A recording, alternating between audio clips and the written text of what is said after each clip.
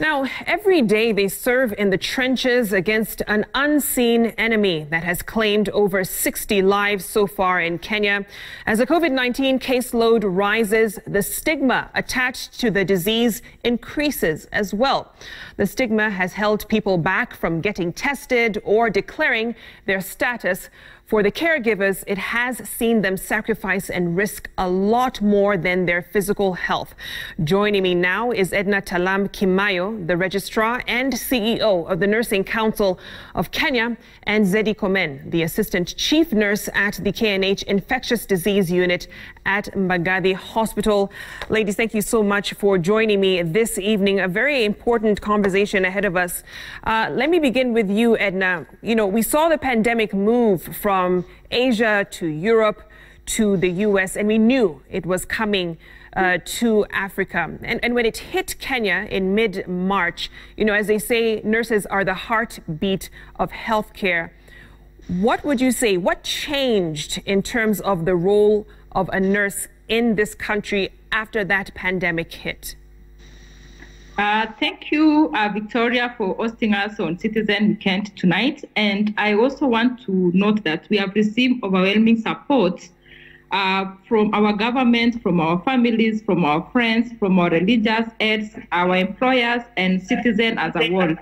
We think, well, nursing has always been as an art and more of a science. With this pandemic, there was an instant need to have this manifestation of both aspects of caring, the skill of being the backbone to the infection control principles that ever present care given round the clock, both at the tertiary level, within our hospital areas like the critical care, the emergency response units and the wards, and at the community level where our skills of surveillance and home visits become paramount. Victoria, I just want to quickly note that nurses are critical because of the infection prevention expertise. Right from our training, we are really taught on the critical importance of the infection prevention control measures, and we play a crucial role in reduction of hospital-acquired infection.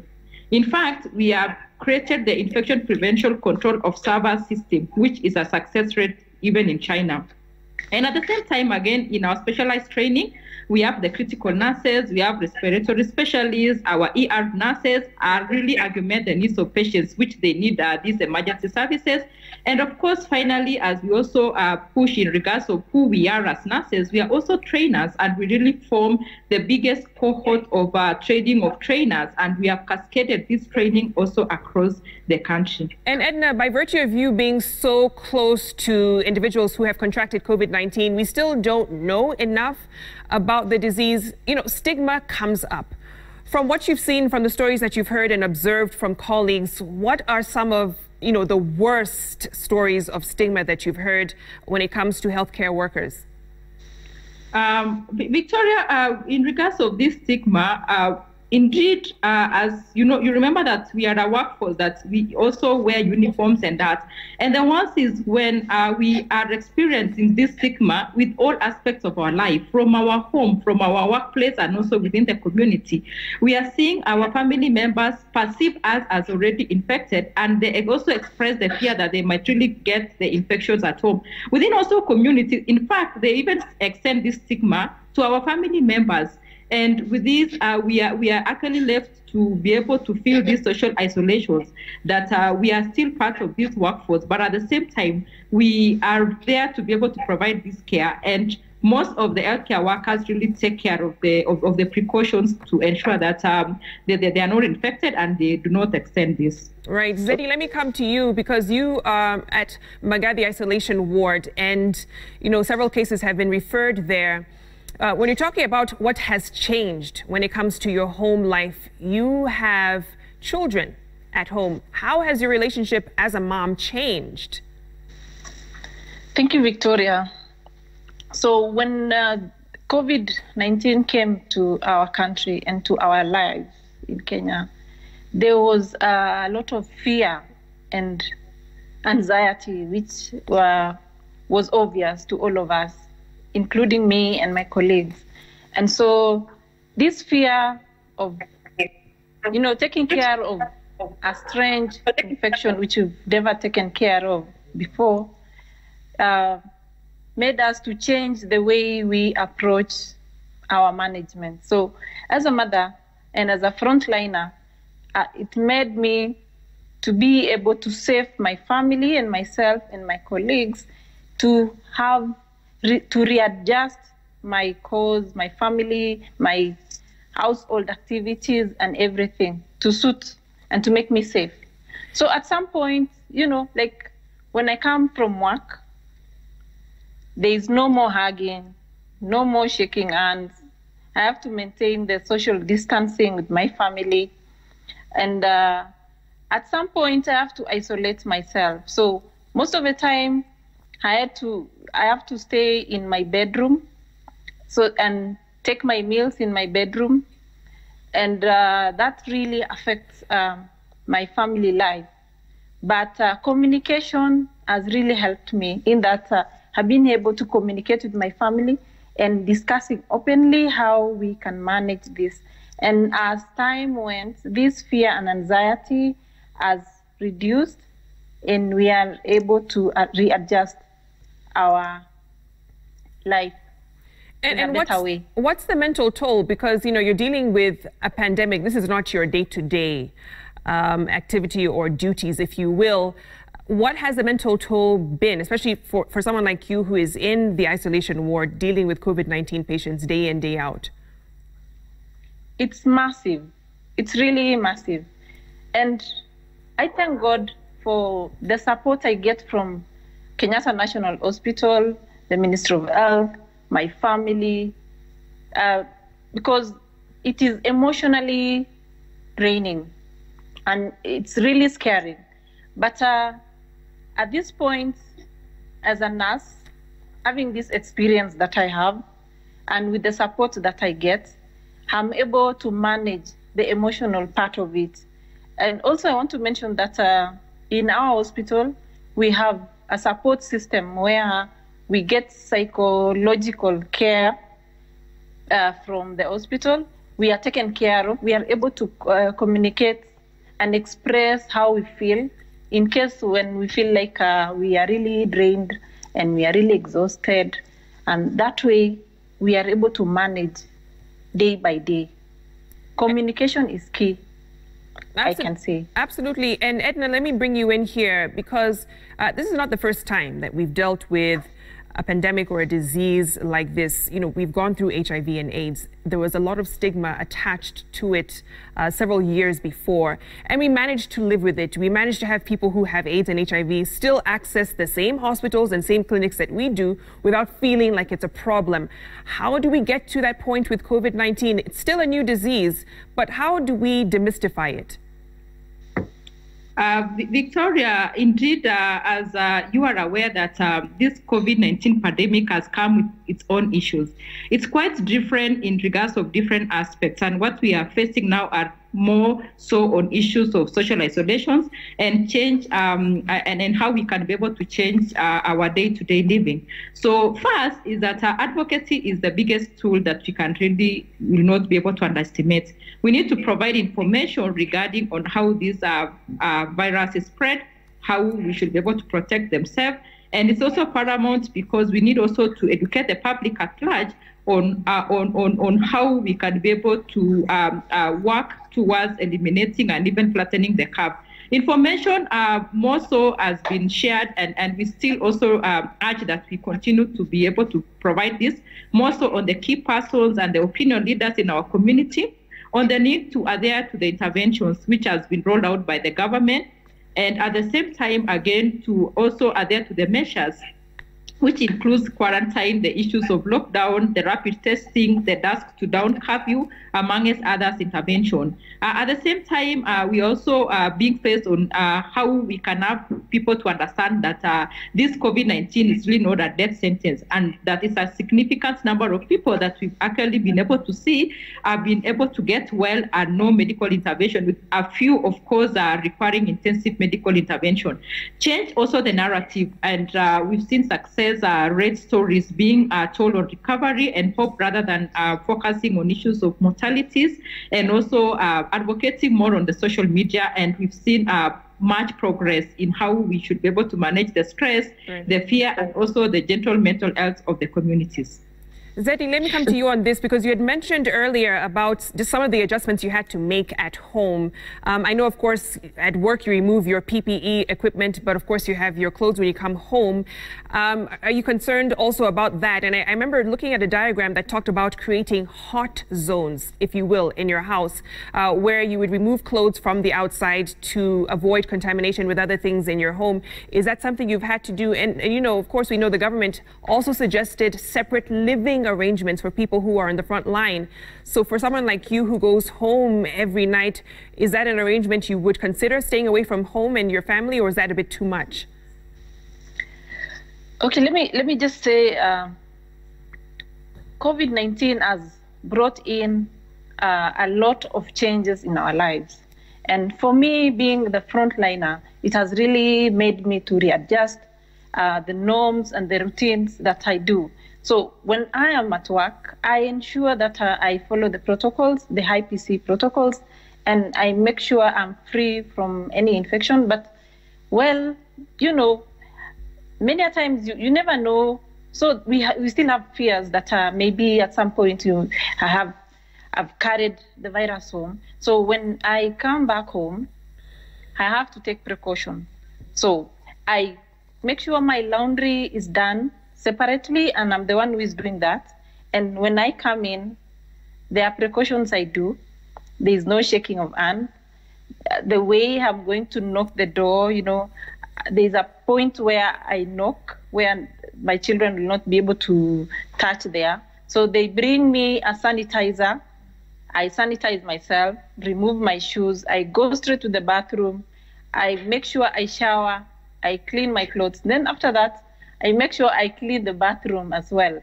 So these zones, like the bathroom where we share, I have to make sure that it is safe for my family. The utensils that we use also, I have to make sure that they are safe for my family to use. What I can say about the accommodation that we are given, my hospital has given us somewhere. We have a choice where we can stay while we are working. But for me, I would love to stay with my children because I have had this experience before. Remember, Victoria, I had handled Ebola patients in West Africa. So to me, COVID-19 is better than Ebola. And I'm able to handle it as long as I follow the routines that I have set for myself, and the things that I've done in my family has really kept me safe. So, but for my colleagues, they also have a choice. They can stay in the quarters that are provided by the government or their employers to keep them safe. And you mentioned Ebola. I know you were part of a team that was sent to West Africa during that outbreak to treat individuals there. Ebola, far more deadly than COVID-19. But, you know, when interacting with patients, because there's a point where you cross from being a professional and a nurse to becoming a human being, because you're dealing with another human being who's dealing with this virus. How did you do that? Because this process needs to be humanized, if you will. You're not just dealing with a patient. Yeah. So as a nurse, as my training has really prepared me to be able to handle infectious diseases. But, well, when I went to do support for the West African people during when we had Ebola outbreak, it was not easy. At some point, you know, I was really, we were really scared, but the precautions that we took to take care of those patients, it was a must for us to take care of ourselves, because we followed the protocols that were there to the letter. And while we did that, we had someone always who is taking care of ourselves. So we were like taking care of all of us. I take care of my colleagues and they take care of me so that we are all safe. And at the end of it, it was a success. And I believe COVID-19 will end. If we do the right things, we have a role to play. And if we follow the procedures that are there and the norms that we were given, then we will be safe. Edna, let me bring you in here. There's a question from a viewer, Vincent Ogega, asking, are you planning to waive or reduce the amount of money nurses pay for yearly renewal of nursing licenses during this pandemic period?